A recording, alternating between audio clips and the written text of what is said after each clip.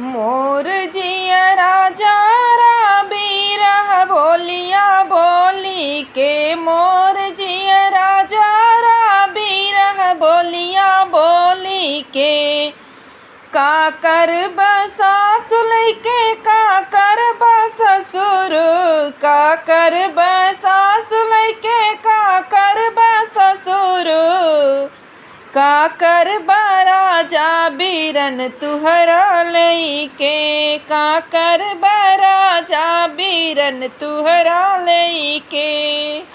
मोर जिया राजा बीरह बोलिया बोली के। मोर जिया राजा बीरह बोलिया बोली के।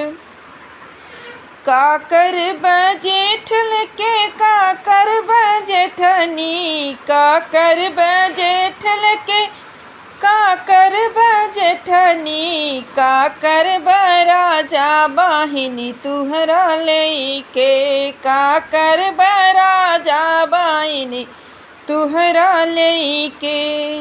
मोर जिया राजा बीरह बोलिया बोली के। मोर जिया राजा बीरह बोलिया बोली के। मोर जिया राजा बीरह बोलिया बोली के। का कर धन लैके का कर दौलत। का कर धन लैके का कर दौलत। का कर राजा नौकरी तुहर लैके। का कर राजा नौकरिया तुहरा लैके। मोर जिया राजा बीरह बोलिया बोली के। मोर जिया राजा बीरह बोलिया बोली के।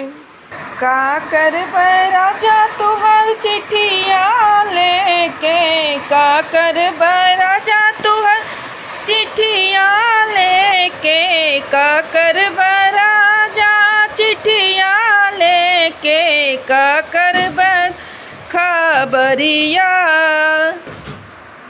का कर राजा तुहर संदेशवा लेके। का कर राजा तुहर संदेशवा लेके। मोर जिया राजा बीरह बोलिया बोली के।